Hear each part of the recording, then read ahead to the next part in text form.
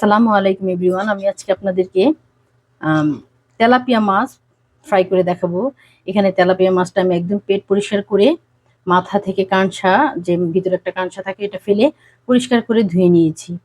এখন এটা লেবু এবং লবণ দিয়ে পরিষ্কার করে ধুয়ে নিব। মাছগুলো আমি এভাবে কেটে নিয়েছি যাতে ভিতরে মশলাগুলো ঢুকে। মাছটা একটা বড় বলে নিয়ে নিয়েছি। এখন আমি এখানে দিয়ে দিব লবণ এবং লেবু। লবণ এবং লেবু দিয়ে আমি মাছটা ভালো করে কিছুক্ষণ মেখে রাখবো, যাতে মাছের গায়ে থেকে যে গন্ধটা আছে সেটা চলে যায়। এখানে আমি লেবু রস দিয়ে দিব।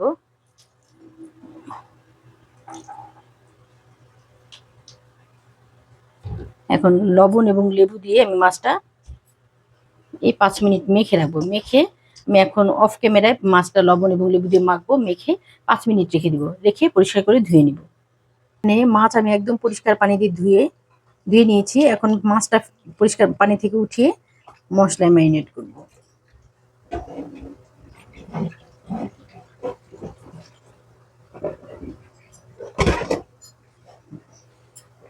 এখন মাছটা আমি টিস্যু পেপার দিয়ে একদম পরিষ্কার করে পানি শুকিয়ে নিব, যাতে এখানে কোনো পানি না থাকে। মশলাটা যেন মাছের গায়ে ভালো করে লাগে। এখন এখানে সব মশলাগুলো নিয়ে নিয়েছি। মশলার মধ্যে নিয়েছি 1 চামচ হলুদের গুঁড়া, 2 চামচ কাশ্মীরি লাল মরিচের গুঁড়া, 1.5 চামচ ধনিয়ার গুঁড়া, 1.5 চামচ জিরার গুঁড়া, 1.5 চামচ এখানে সব মিক্স মশলা আছে। লবণ পরিমাণ মতো। এখানে রাঁধুনি গুঁড়া, আমি রাঁধুনি সবসময় গুঁড়া করে রাখি, যাতে আমার যখন প্রয়োজন হয় তখন আমি ব্যবহার করি। মাছে আমি রাঁধুনি গুঁড়া ব্যবহার করব। এখানে মৌরি গুঁড়া 1 চামচ। এখানে নিয়েছি রসুন পেস্ট 1 চামচ। এখানে 2 টেবিল চামচ আছে বেসন। এখন সব মশলাগুলো আমি এই মিক্সড করে নিব এবং মাছের মধ্যে এই মশলাগুলো আমি ব্যবহার করব। সমস্ত মশলাগুলো এখন মেখে নিব। এখানে দিয়ে দিব আমি সরিষার তেল।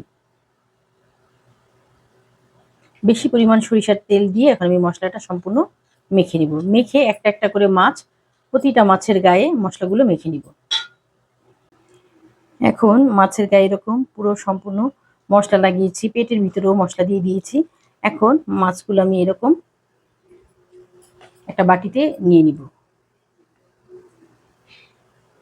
এভাবে সব মাছগুলো আমি ম্যারিনেট করে ফ্রিজে রেখে দিব। সবগুলো মাছ আমি ম্যারিনেট করে নিয়েছি। এখন এটা নর্মাল ফ্রিজে রেখে দিব। আর বাকি মশলাটুকু একটা বাটিতে নিয়ে একটা এয়ারটাইট বক্সে রেখে দিব। পরবর্তীতে যে কোনো মাছ বা কোনো তরকারিতে দেওয়া যাবে। এখন এটা নর্মাল ফ্রিজে রেখে দিব। এখানে মাছটা আমি ফ্রিজ থেকে বের করে নিয়েছি। একটু ফ্রিজের ঠান্ডা ভাবটা কাটিয়ে নিতে দিতেছি, তারপর আমি ভেজে নিব। এখানে পেঁয়াজ এবং কাঁচামরিচ কেটে নিয়েছি। এটা বেরেস্তা করে মাছের উপরে দিব। মাছ ভাজার জন্য একটা ফ্রাই প্যানে আমি সরিষার তেল দিয়ে দিয়েছি। মাছটা আমি সরিষার তেলে ভাজবো। এখন একটা মাছ আমি এরকম তেলের মধ্যে দিয়ে দিব।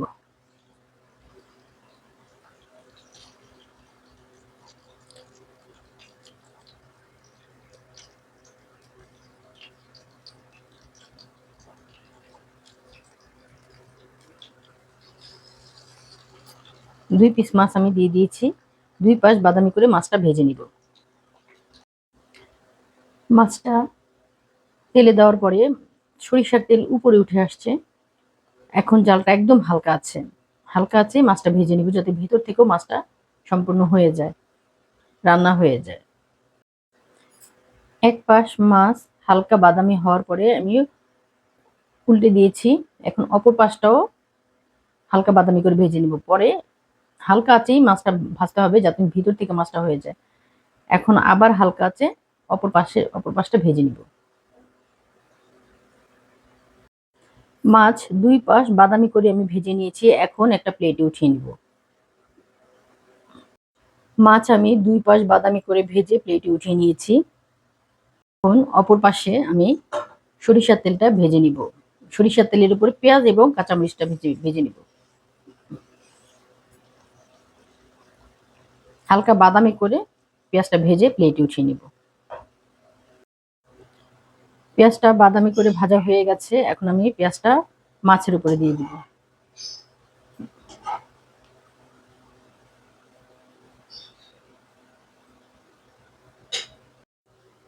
হয়ে গেছে আমার ক্রিসপি তেলাপিয়া মাছ ফ্রাই রেসিপি, তেলাপিয়া মাছ ভাজা রেসিপি। আপনারাও আমার রেসিপি ফলো করে বানাতে পারেন। যদি আমার রেসিপিগুলো আপনাদের ভালো লাগে তাহলে আমাকে সাপোর্ট করবেন এবং আমার নিত্য নতুন রেসিপি দেখার জন্য আমার পাশে থাকবেন। কমেন্ট করবেন আমার রেসিপিগুলো আপনাদের কেমন লাগে। যারা আমাকে সাবস্ক্রাইব করেছেন তাদেরকে অসংখ্য অসংখ্য ধন্যবাদ। আর যারা এখনো আমাকে সাবস্ক্রাইব করেননি, যদি আমার রেসিপিগুলো আপনাদের ভালো লাগে তাহলে আমাকে সাপোর্ট করবেন এবং আমার নিত্য নতুন রেসিপি দেখার জন্য আমার পাশে থাকবেন। আল্লাহ হাফেজ।